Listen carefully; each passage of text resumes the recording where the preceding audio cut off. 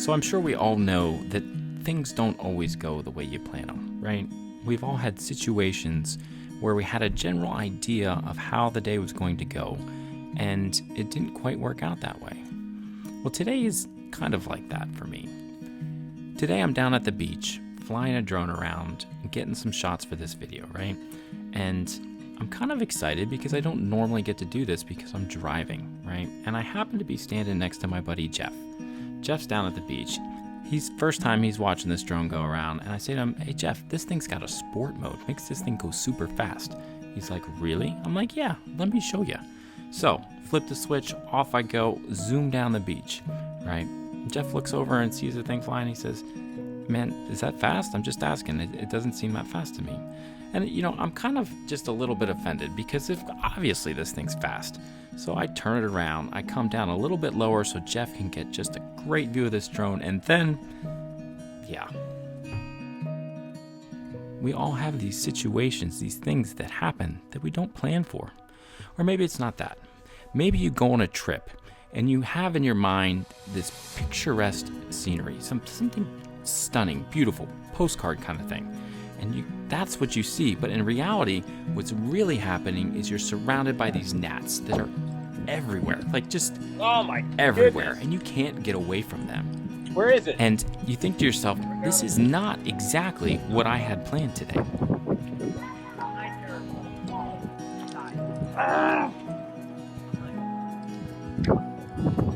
And I'm sure we've all had days like this. Things are good, things are going well, until they're not. The next thing you know, your car doesn't want to start. Your battery's dead. You can't get out of that hole. You find yourself strapped to your buddy's Jeep, and he has to pull you into town with a tow strap. I'm sure we can all identify and have had days like this. But what I think is interesting, if we just take a moment, step back, and get a different view and a different perspective, things often look very different. Anything's possible. Sometimes they look a little bit more like this.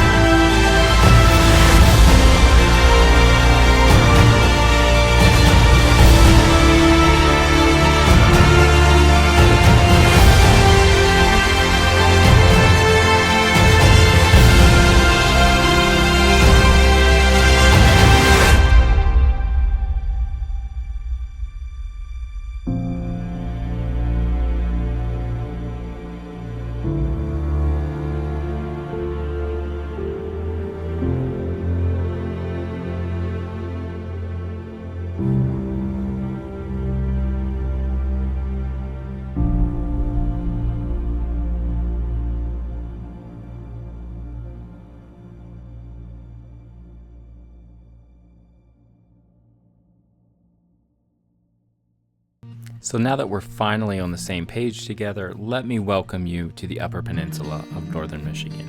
We had hoped to be able to do a guy's trip to take the kids, the boys, up through the National Forest, do some dispersed camping, take the rigs, take some tents, camp out in the National Forest.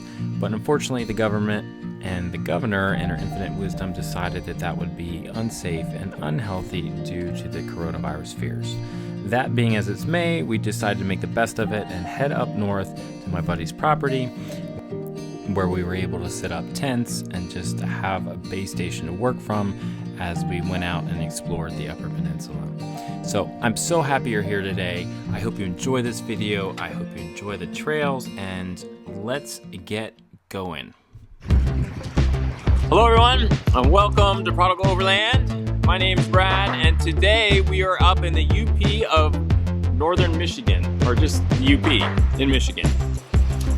We are going to be checking out Haywire Trail today. It used to be an old railroad track, and it's been converted to an off-road trail. We were out here a little bit yesterday, messing around, and definitely there's some mud out here. We just finished up a meal of MREs, compliments of Jeff and the U.S. military. Super yummy. So anyway, we're gonna get rolling. So we want you guys to follow us along. Here we go. Yep. Stop. Stop. Here we go, Stop. kill him. Stop. Here we go, kill him. Stop. Here we go, kill him. My dad was in the army. Ah.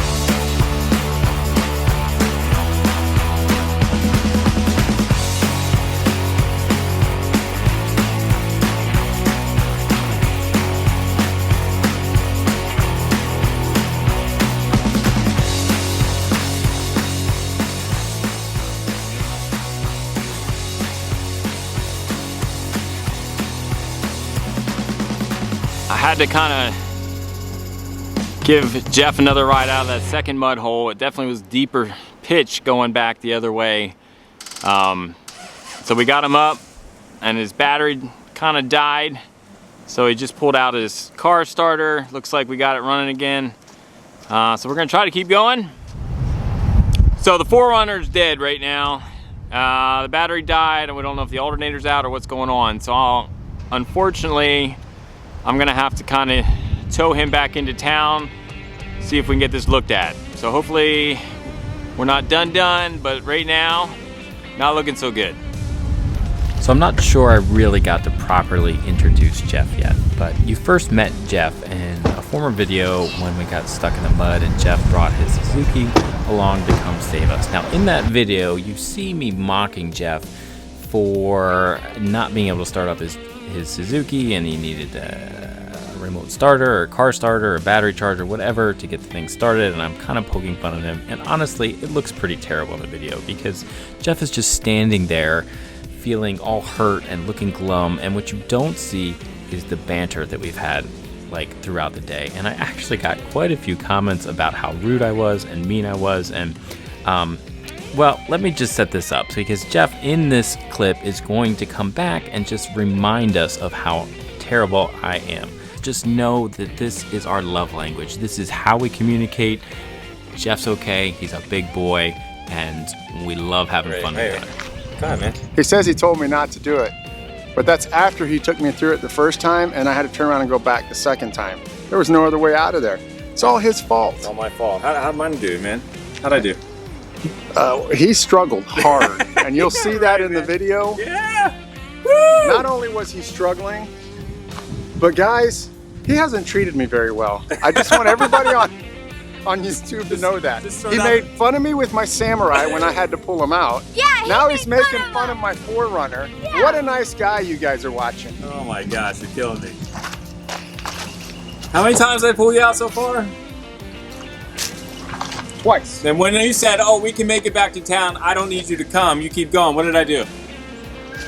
You said, okay, see you later, bro. No, I said, I'm not leaving you. Hey, Nate, what did he tell you? What did he tell you on the walkie-talkie? You said on the walkie-talkie, we'll let you get stuck and just leave you there. That's how he treats us, YouTube. That's how he treats us. I would never leave you. Never.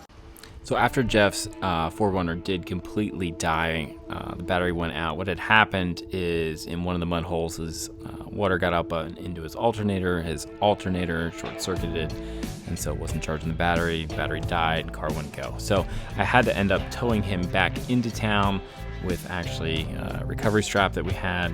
So that was a little slow going, but we got back into town. Jeff was able, with some help, to get the alternator out, and anyway, we worked together and were able to get that taken care of, and actually we were able to get the new part in the very next day. So that's it for today, guys. I hope you enjoyed the video. This is part 1. Stick around next week for part 2 when we get back out into the trails with 2 working vehicles.